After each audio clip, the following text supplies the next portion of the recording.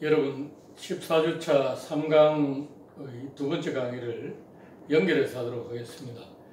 여러분 이게 자동으로 찍었는데 아마 스마트폰으로 제가 촬영하고 있습니다만 그 동영상 용량이 4GB 그러니까 3.99GB까지 한 파일로 저장이 되고 이게 나머지 파일은 자동으로 잘려서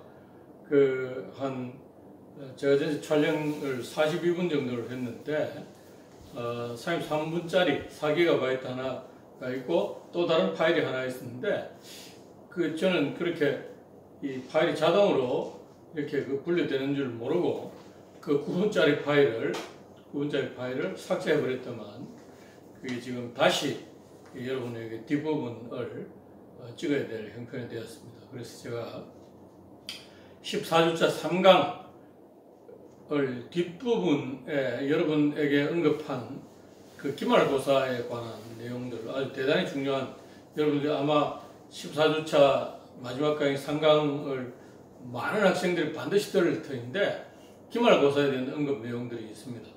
그래서 그 내용들을 집중적으로 좀 말씀을 드리고자 합니다. 제가 14주차 3강 뒷부분에서 여러분들이 자본주의 경제 체제 속에서 여러분들 삶을 살아가야 될 것이다. 앞으로 길게는 50년에서 또 어떤 사람은 앞으로 여러분 수명이 120세까지 된다고 하니까 80년, 100년까지도 살아야 될 사람들이 생길 터인데, 그렇게 자본주의 사회에서 여러분이 행복한 삶을 추구하기 위해서는 몇 가지 자신의 인생의 목표를 정하라. 이것은 어떻게 해서 내가 먹고 살 것인가 하는 걸 정해야 된다. 여러분 무엇을 해서 먹고 살 것인가 이것을 늘 고민하고, 물론 한번 정한 목표가 변하지 않지는 않습니다. 변화한단 말이에요. 그러나 그 목표를 정해두면 여러분들이 일정한 방향으로 노력할 수 있게 된다. 두 번째, 여러분들이 자본주의 사회에서 살아가야 될 시간, 그 시간을 관리해야 됩니다. 여러분, 우리가 여러분에게 주어져 있는 24시간이나 강의를 하는 교수인 저에게 주어져 있는 24시간이나 한 나라의 대통령에게 주어져 있는 24시간, 미국의 바이든 대통령에게 주어져 있는 24시간 똑같습니다. 그러나 그 개인에 따른 24시간은 물리적 시간은 같지만 시간의 가치는 다릅니다. 여러분이 알바를 하면 최저임금 받죠. 시간당 9,160원 받습니까?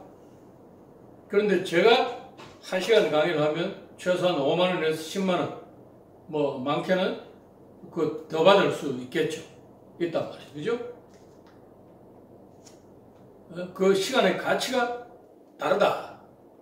다르다는 것을 알 수 있다. 그죠? 그래서 아마 빌 클린턴, 그 다음에 같은 이런 유명 인사들이 1시간 강의하면 그분들 어떻습니까? 100만 달러 이렇게 받는다. 그죠? 그것은 그 사람들이 인격이 훌륭해서 그런 것이 아니고 그 사람들의 시간당 가치가 다르기 때문에 그런 것입니다. 자, 그 다음에 자신과 관련된 행복을 추구하라. 여러분 인생은 여러분의 부모님이 살아줄 수도 없고 여러분의 친구들이 대신 살아줄 수 없고 여러분의 나중에 결혼하게 되면 배우자가 대신 살아줄 수도 없다. 여러분 인생은 여러분 스스로 살아야 된다. 그죠? 그러니까 자신의 인생의 주인이라는 걸 생각하고 자신의 행복을 추구해야 된다. 그래서 행복은 또 강도가 아니라 빈도다 하는 말씀 드렸죠. 그죠? 자, 그래서 자본주의 경제 체제 속에서 여러분 살아가게 될 텐데 그 삶이 행복한 자기 인생의 주인이 되는 삶을 사시라 하는 말씀을 드립니다. 자, 그 다음에 우리가 이게 이제 14주차 3강이 마지막 강의이고 우리 15주에는 중간 기말 시험을 보게 됩니다. 우리는 온라인으로 강의를 했기 때문에 보강을 해야 될 필요가 없습니다. 그래서 아마 14주차 강의 끝나면 여러분들 6월 20일 월요일부터 기말고사가 진행될 터인데 제가 6월 20일 날 06시에 이 클래스에 여러분 기말 시험을 공지를 하려고 합니다. 그래서 당일 15시까지 여러분 그 문제를 작성해서 저에게 메일로 보내셔야 됩니다. 자, 그래서 제가 중간고사 때도 말씀드렸습니다만 여러분들은 무제한 오픈북입니다. 무제한 오픈. 시간도 여러분 뭐 1시간 이렇게 주는 것이 아니고 아침 06시부터 15시까지 시간도 여러분 답안 쓸 수 있는 충분한 시간 준다. 이제 암기해서 답안을 작성하던 그런 시대는 지났습니다. 여러분들 정보는 구글에 다 있습니다. 그러나 여러분들의 머리로 그 정보를 찾은 다음에 여러분들의 머리로 생각하고 여러분들의 목소리로 답안을 적어야 된다. 그것이 대단히 중요하다. 그래서 시험 문제는 노수령 2문제, 약수령 2문제 이렇게 해서 총 4문제를 출제할 작정입니다. 노수령은 10점짜리 각각 한 문제씩 20점, 약수령은 5점짜리 2문제에서 10점에서 30점 만점입니다.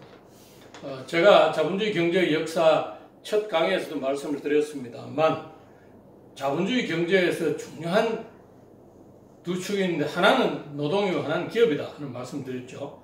그래서 우리 중간고사 이후에 자본주의 경제의 노동조합과 관련된 얘기들을 제가 많이 설명을 했습니다. 그죠? 그래서 첫 번째 문제는 노동조합과 노동에 관한 문제입니다. 노동조합이 무엇인가? 그 다음 노동상권 있죠? 노동상권이 있다. 그죠? 노동상권. 노동상권에 대한 노동상권, 노동조합의 정의와 노동상권에 대해서 여러분이 공부를 하시고 그 다음에 노동조합과 경영자 또는 기업과의 관계 또는 한국의 노동 문제. 한국의 제일 중요한 노동 문제가 비정규직 여성 노동자 부분이라고 그랬죠. 비정규직 여성 노동자들이 어떻습니까? 노동이 양극화된다. 이 전문직들이 서비스직과 관련된 전문직은 고소득을 받는 전문직, 변호사라든지 경영 컨설팅 하는 전문가라든지 M&A 전문가라든지 같은 이런 사람들은 대단히 소득이 높습니다. 그러나 돌봄이나 케어, 요식업이라든지 단순 서비스 직종에 종사하는 여성 노동자들, 이런 노동자들은 어떻습니까? 대단히 저임금에 시달리고 있다. 그죠? 이런 부분이 한국의 노동 문제의 중요한 이슈, 해결해야 될 과제 중에 하나입니다. 거기에 관해서 여러분 자신의 견해를 이렇게 가지고 있어야 된다. 그게 첫 번째 문제입니다. 두 번째 문제는 자본주의 경제체제가 발전하면서 산업구조가 재편된다. 그죠? 그래서 서비스와 관련된 서비스 산업이 정대하고 이 서비스 산업이 정대하면서 전통적으로 노동 문제도 육체노동, 정신노동에 이어서 감정노동이라는 영역이 등장하게 되고 이 감정노동의 감정노동자들을 보호하는 문제, 감정노동 강도가 너무 높아서 노동자들의 건강을 해치고 이런 사회 문제가 되는 이런 여러 가지 이슈들이 지금 등장하고 있습니다. 그래서 육체노동은 우리 벽돌을 쌓는다든지 땅을 판다든지 하는 이런 것 같은 몸을 활용하는 노동이다. 그죠? 정신노동은 뭐 교수라든지 연구원들처럼 그죠? 이 머리를 써서 하는 노동이다. 그죠? 감정노동은 뭡니까? 감정을 사용해서 하는 노동이다. 여러분, 그죠? 여러분 콜센터나 백화점에 가보면 직원이 여러분한테 친절하게 하죠. 여러분 물건을 안 사더라도 어떻습니까? 감사합니다 고객님 또 오세요 하면서 이렇게 한다. 예? 콜센터 전화하면 여러분 무엇을 도와드릴까요? 이렇게 당장 얘기를 한다. 이런 것들이 자기의 본 마음에는 없지만 어떻습니까? 고객의 비위를 맞추는 이런 말들, 이런 행동들을 한다. 그러면 사람이 어떻습니까? 여러분들이 자기 마음에 있는 말을 하면 뭐 그게 말을 해서 스트레스 해소되지만 마음에 없는 말들을 계속하게 될 때는 이 감각이 생기고 갈등이 생기는 거예요. 그죠? 여러분 그 본심하고 행동하고 달라지면 어떻습니까? 이게 자아가 대단히 혼란스러운 거죠. 그죠? 그래서 그런 감정 노동자들의 등장, 그 다음에 감정 노동자의 문제, 이런 것들이 자본주의 그 경제 체제가 발전하면서 커다란 이슈가 되고 있다. 우리나라에서 산업안전보건법에 감정 노동자를 보호하는 그 조항을 넣어서 감정 노동자에게 폭언을 하거나 여러분들 감정 노동자들을 정당하게 대우하지 않으면 이 큰 처벌을 받도록 이렇게 규정하고 있습니다. 그죠? 자, 이 감정 노동자가 정대하는 데는 세 가지 큰 이유가 있습니다. 하나는 산업 구조가 재편되면서 서비스 산업이 증가하기 때문에 감정 노동을 정대한다. 두 번째는 고객 제일주의. 기업에서는 기업의 중요한 수익원은 바로 고객인데 고객이 제일 중요하다 이렇게 보는 거죠. 그래서 고객을 제일 중요하다고 생각하는 것은 그 밑바탕에는 이익을 추구하는 그런 욕구가 존재하는 거죠. 그래서 이익을 최우선으로 하고 그러니까 자기의 회사의 자산인 종업원보다는 고객의 비율을 맞추는데 우선을 두는 거죠. 경영자가 그런 가치관을 가지면 자기 조직 구성원들은 그 조직을 위해서 열심히 일 안 하게 되겠죠. 그래서 사람을 최우선으로 하는 이런 가치관, 이런 조직 문화를 가질 때 감정 노동자의 문제를 해결할 수 있고 감정 노동 강도를 낮출 수 있다 하는 것을 알 수 있습니다. 그래서 이 감정 노동자의 스트레스를 줄이고 감정 노동 강도를 낮추는 방안을 여러분은 생각해 보셔야 됩니다. 그래서 그것을 최소한 네 가지 이상 여러분 궁리해 보셔야 답안을 적을 수 있습니다. 그 다음으로 약술형 문제 두 문제는 자, 여러분 자본주의 경제의 대표적인 기업 형태가 뭐라고 그랬습니까? 주식회사라고 했죠. 주식회사, 그죠? 여러분 미국의 제너럴 일렉트릭, 그 다음에 우리나라의 현대자동차, 일본의 도요타 이런 건 다 주식회사다. 주식회사, 그죠? 주식회사 등장하는 이유는 소유와 경영의 분리, 그 다음에 많은 거대한 자본을 모을 수 있다. 자동차 공장을 하나 건설하려면 최소한 5천억, 6천억을 동원해야 되는데 개인이 그런 돈을 투자해서 한다는 것은 쉽지 않다. 그죠? 그래서 주식을 발행해서 그 주식을 일반 사람들에게 팔고 이걸 주식을 인수시킨다. 그죠? 팔고 그 돈을 모아서 이제 투자해서 공장을 짓고 한단 말이에요. 그러면 그 주식회사는 바로 기업의 주인이 주주들이다. 그 회사의 주식을 갖고 있는 사람이 주주인데 미국식 자본주의는 바로 주주 자본주의다. 주식의 가치를 높이고 주식을 갖고 있는 주주에게 배당을 많이 주문해서 우리 회사가 좋은 회사다. 이렇게 그동안 생각해 왔다. 그러나 이제는 주주도 그 기업의 이해관계자 중 하나이다. one of them이다. 그죠? one of 캐릭터가 아니라 one of them이다. one of them. 자, 그러니까 현대자동차를 여러분 생각해 보십시오. 현대자동차는 주주 있다. 주주 있고 자동차의 제품을 구입하는 소비자 있다. 고객들이 있다. 그죠? 자동차의 제품 생산하는 종업원과 노동조합이 있다. 노동조합. 현대자동차와 거래를 하는 금융기관이 있다. 금융기관. 돈을 빌려주고 신용장을 개설해주고 하는 이런 은행이 있다. 은행. 그죠? 그다음에 현대자동차 공장이 위치하고 있는 평택이나 울산 같은 이런 지역사회에 있다. 지역사회. 그리고 현대자동차의 타이어라든지 유리를 납품하는 납품 회사들이 있다. 이런 회사들이 다 현대자동차와 이해관계를 맺고 있는 조직들이다. 그러니까 이런 이해관계자 자본주의.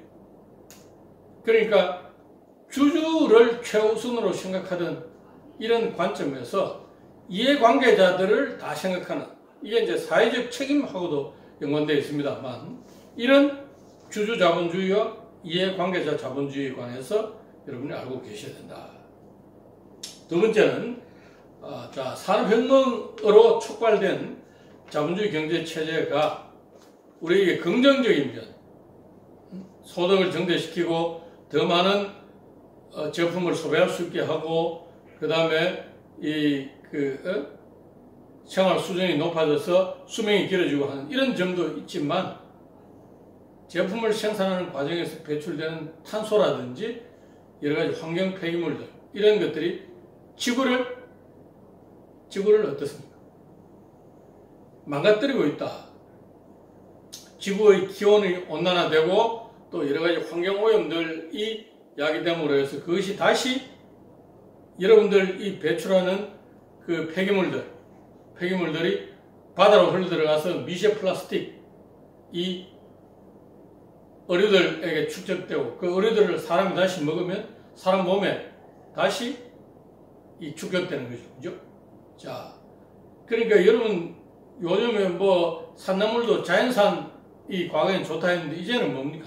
산성비 때문에 비닐하우스에서 재배한 산나물이 더 인체에 뭡니까? 자연산보다는 유해한 그런 성분을 갖고 있지 않다 하는 연구 결과들이 있다. 지금 이 세상이 이렇게 변한 거죠. 변했다. 그래서 자본주의 경제 체제와 지구 온난화에 관한 이런 것들을 여러분들이 한번 생각해 보셔야 된다 하는 것을 우리가 알 수 있습니다. 자, 여러분, 지난 한 학기 동안 이 자본주의 경제의 역사라는 과목을 가지고 여러분들과 14주에 걸쳐서 강의를 이어왔습니다. 여러분 아마 제가 자본주의 경제의 역사에서 늘 강조했던 것 중에 하나는 이 자본주의 경제 체제를 살아가기 위해서 여러분 스스로 여러분 자신의 인생의 주인이라는 사실을 분명하게 기억하고 계셔야 된다 하는 이 말씀을 드렸습니다. 그죠? 자, 여러분들 한 학기가 이제 끝나게 되었는데, 그동안 제가 지난 학기에 찍어 놓았던 강의들을 여러분이 업로드 시켜서 아마 여러분들 그 강의를 듣고 지금 하고 다른 약간 여러 가지 것들이 있어서 불편하실 수도 있습니다. 그런 것들에 대해서 다시 한번 여러분들에게 죄송하다는 말씀을 드리고, 이 강의를 들은 여러분들이 모두 행복하고 건강한 그런 시간을 보내고 일상을 회복해서 좋은 학점을 받고 즐거운 시간 보내시기를 기대합니다. 여러분, 오늘 14주차 3강 두 번째 부분은 여기까지입니다. 여러분 대단히 수고 많으셨습니다.